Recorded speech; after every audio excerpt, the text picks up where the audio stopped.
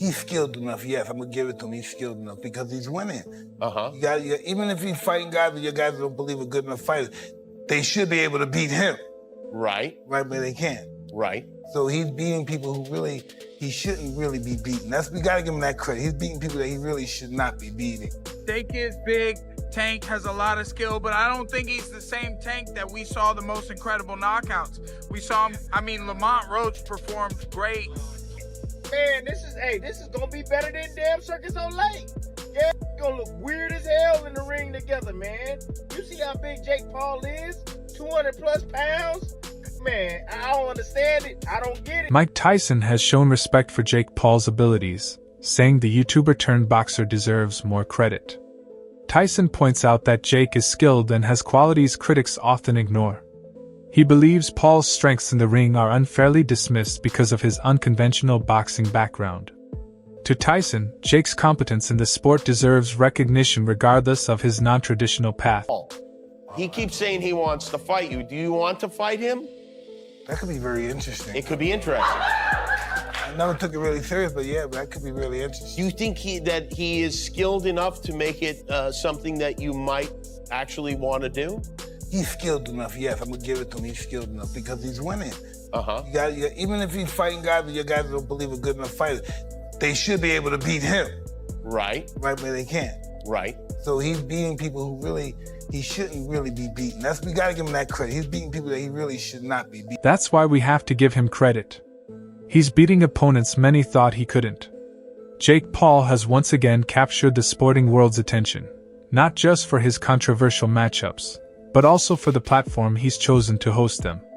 Paul noted that boxing is becoming more exciting by the day, and with Netflix stepping in as the streaming partner, it marks a new era for the sport. The move is significant, as Netflix, one of the world's largest entertainment platforms, has expanded into combat sports, introducing boxing to a mainstream audience that might never have tuned into traditional pay-per-view events. Netflix. Insane.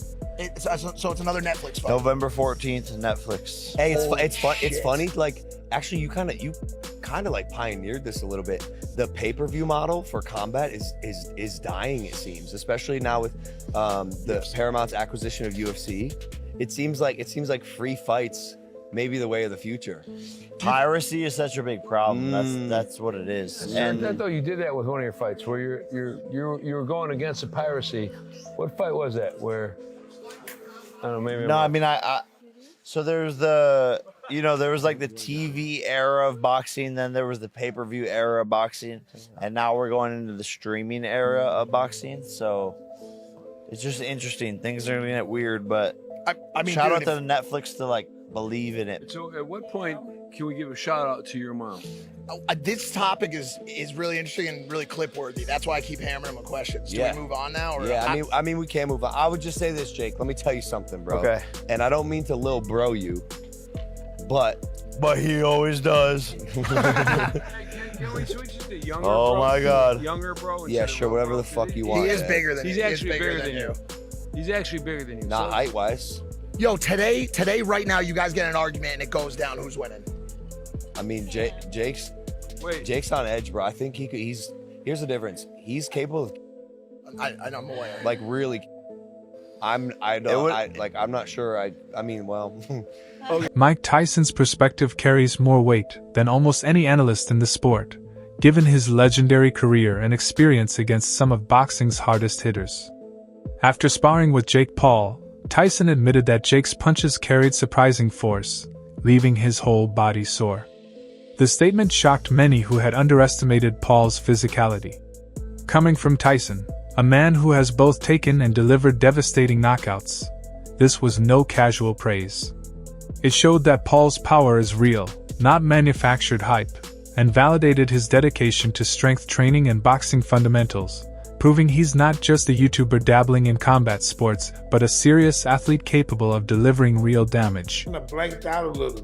Listen, know what I remember?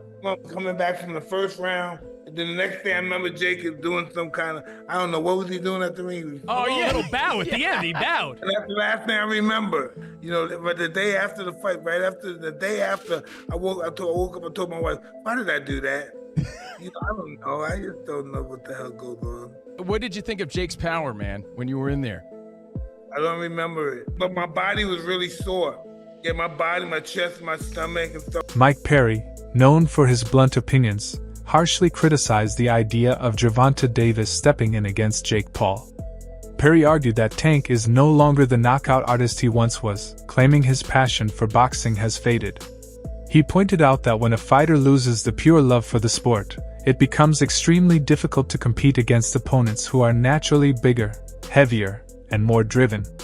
Perry stressed that despite Davis's skill and speed, he would face an uphill battle against Paul, who could step into the ring nearly 180 pounds. That kind of weight gap isn't a small detail. It changes how punches land, how stamina holds up, and how much punishment a fighter can take. He is big. Tank has a lot of skill, but I don't think he's the same Tank that we saw the most incredible knockouts. We saw him, Lamont Roach performed great. They went to draw, and, I just don't know. And Tank walked away. I don't know if he loves it enough to beat a guy who outweighs him by 80 to 100 pounds. Yeah, true. Final question from me. Canelo, Terrence Crawford, who you got in that fight? I think I'm going with the Mexican. Trainer Greg Hackett gave a balanced perspective, explaining that Gervonta Davis's decision to fight Jake Paul is driven by financial gain, not desperation. Hackett emphasized there's no shame in chasing a big payday, as every fighter looks to maximize career earnings. In his view, this move doesn't mark the end of Davis's career or lessen his accomplishments. It's simply a business decision.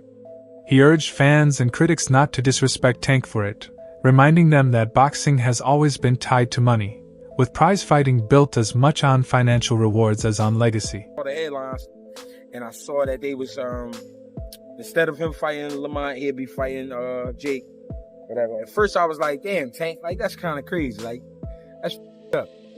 But then I started thinking about it throughout the day. I'm thinking about it, I'm seeing the posts, and I'm like, yo, none of this is guaranteed. Like, none of that we do in life is guaranteed. And it's also not a guarantee that we all gonna be here for a long time. You know what I mean?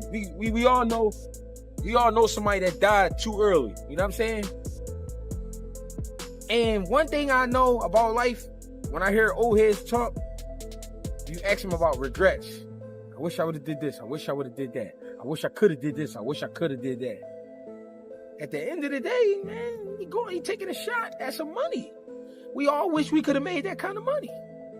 I don't understand the issue. He could come back and fight whoever he want after that. His career is not over just because you fighting Jake Paul. Jake Paul ain't no type of fucking demon. It's not like he about to go in there with Godzilla. You about to play around for 8 rounds, 2 minutes with a dickhead. You know what I mean? No disrespect. But, with somebody that think they know how to fight. This is a bank robbery. You know what I'm saying? This is what people do in the corporate world every day. Still money. He doing it. I'm not mad at that, man. Yeah, Former champion Tim Bradley did not mince words, dismissing the entire spectacle as a circus. For Bradley, the size disparity is far too great to ignore. Jake Paul naturally weighs over 200 pounds, while Gervonta Davis has built his career as a lightweight. Bradley stressed that such a matchup undermines the credibility of boxing because it strays from the fundamental principle of fair competition between fighters in the same weight class. He views the event as more of a promotional stunt than a sporting contest. Bradley's criticism reflects the concerns of traditionalists who feel that mismatches like this degrade boxing's reputation, turning it into a spectacle rather than a sport. His tone suggests frustration with modern boxing's trend of prioritizing spectacle and revenue over balanced competitive matchups that honor the craft. Better than damn Circus Olay. Yeah, they gonna look weird as hell in the ring together, man. You see how big Jake Paul is? 200 plus pounds? Man, I don't understand it. I don't get it. Yeah, the circus continues. This is why I can't stand damn Jake Paul. This is why I can't stand him, man. Shoot. Man, Canelo Alvarez is about to jump on that train too. You got guys like Andre Ward that want to take care of Jake Paul. You got guys, Tank. We already knew this was coming. This was supposed to come right after the Rose fight, but he got a draw. Now they didn't skip and ski past the damn Rose fight. Ain't that damn something? I cannot believe this. It's crazy. Man, that's why you gotta stop hanging out there and out there in the ATL, man. Stop hanging out there in that ATL, man. You'll be wearing a skirt in a minute. Man, y'all act like y'all ain't see them damn videos of them dudes wearing all them skirts, man. Yeah, then all these rappers and stuff wearing skirts and dresses, man. Man, Tank, you better not put a dress on, Tank. Don't put no damn dress on, man. Don't do that, man. But anyways, man, look, this is all jokey jokes. You can take it serious if you want to take it serious. I don't give a damn. Yeah, Tank, ducking and dodging, hiding out. Oh yeah, is it a payday? Hell yeah, it's a payday. Ooh, it's a payday out of this world. Man, Tank Davis he's saving PBC. You know PBC ain't Boxing analyst Showbiz the Adult took a blunt stance, claiming Jake Paul would land heavy shots on Gervonta Davis. His reasoning centers on Jake's clear physical advantages, size, reach, and punching power. While Tank is highly skilled, Showbiz argued that Paul's strength and durability would allow him to impose his will. This assessment adds to the growing skepticism about Davis's chances in such a matchup. Though Davis possesses explosive speed and sharp technique, Showbiz believes the physical differences will be decisive, ultimately tipping the fight in Jake's favor. Tank Davis beat Jake Paul. I mean, you have Shakur Stevenson saying Jake Paul doesn't have a snowball's chance in hell, and that Gervonta Tank Davis would just outbox him and beat him on points. I can see Tank just outboxing him and making it real easy. And I get that, but when I think of Tank Davis, I think of a guy who kind of counters you to knock you out. I think of a guy who's not really a busy fighter. And this isn't just a size thing, because hell, if it was Jake Paul versus the prime Manny Pacquiao, I would say Manny Pacquiao because of Manny Pacquiao's style, how busy he is, how he hops in and out, I think he would collect the points, while Tank Davis, I think he punches the least amount of all fighters in the world right now. So do I think he can one punch KO Jake Paul? Well, the thing is about Gervonta has really shown a huge amount of concern fighting anything north of... Several analysts have voiced serious doubts about Tank's ability to knock out Jake Paul. They point to his recent performance against Lamont Roach, where Tank struggled to make a clear impact despite facing an opponent nowhere near as big, strong, or naturally gifted as Jake. The fact that Davis couldn't seriously hurt Roach has critics questioning how he could damage a much larger, more durable fighter like Paul. This reasoning has swayed many fans into believing Tank's knockout power may not carry up against significantly bigger opposition. It's not just about landing clean punches. It's about whether those punches have enough weight to do real damage, something analysts doubt in this matchup. Think that Gervonta Davis will actually knock out Jake Paul? Because in my opinion, he won't, ladies and gentlemen. I'm telling you right now, ladies and gentlemen. Gervonta Davis, my Muslim brother Abdul Wahid, he will not knock out Jake Paul. And let me tell you why, but before I do, like I said, please let me know your thoughts. Please. I want to figure out what you guys think about this. Because, I just woke up to this news and I'm trying to process this as I'm making this video. So let's get into it. First thing that came to my mind, Gervonta Davis will not knock out Jake Paul. Let's talk about it. Well, let's talk about the Gervonta Davis side first. Let's look at his last fight, ladies and gentlemen. This man fought Lamont Roach, a world champion at 130 pounds. And Gervonta Davis was never, ever, ever able to budge him, to hurt him, to rock him, to drop him. If anything, the 130-pounder Lamont Roach, and him being a 130-pounder, actually looked bigger than Gervonta Davis on fight night. The 135-pound champion looked smaller than the 130-pound champion. And let's not act like Lamont Roach has any elite level experience in the pro ranks. Let's be honest, ladies and gentlemen. Before Gervonta fought Lamont, we only heard about Lamont when he fought Hector Garcia. That was my first time ever hearing of Lamont Roach, and that was probably a year before he fought. Rising star Bruce Shoo Carrington voiced his disappointment with how fights like these are shaping boxing's direction. He noted that Jake Paul has mostly faced older, retired, or less skilled opponents, and now Gervonta Davis, once feared as a dominant fighter, is no longer at his peak either. Carrington warned that the sport is drifting away from competitive integrity and leaning too heavily on money-driven spectacles. He cautioned that if Jake Paul and financial backers like Turki Alashik continue staging mega events, younger fighters might follow the same path, chasing payouts over true competition. On the other hand, some analysts see Jake Paul's move differently, arguing his motivation isn't just money but legitimacy.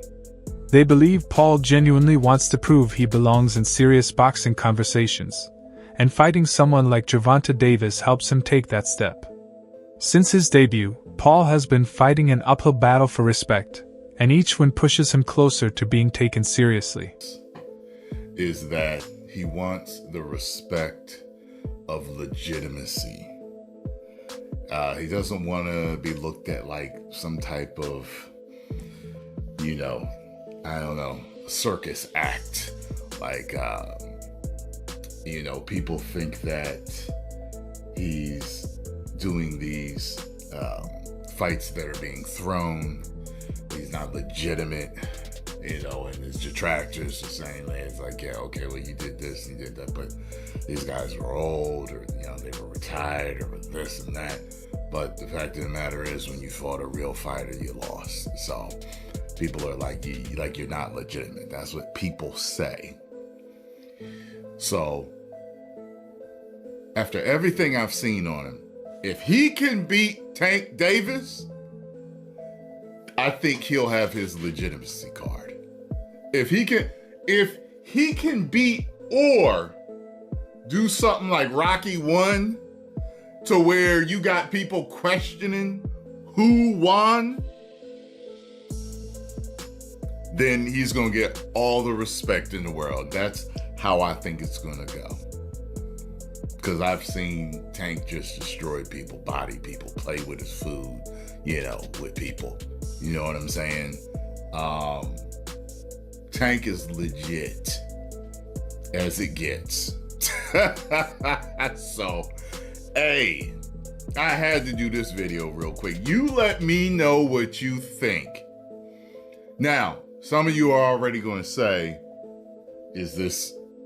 Nah, they're going to fix it, just like they... Finally, some dismiss the hype by pointing out that the fight is billed as an exhibition. They argue this distinction strips away much of the intrigue, since exhibitions are rarely fought with the same intensity, risk, or competitive stakes as sanctioned bouts. For these critics, the event is pure showmanship rather than a true fight. They believe fans should lower their expectations, recognizing that the contest is designed to entertain, generate revenue, and draw attention, not to settle questions of boxing supremacy. It's really not going to be any competition.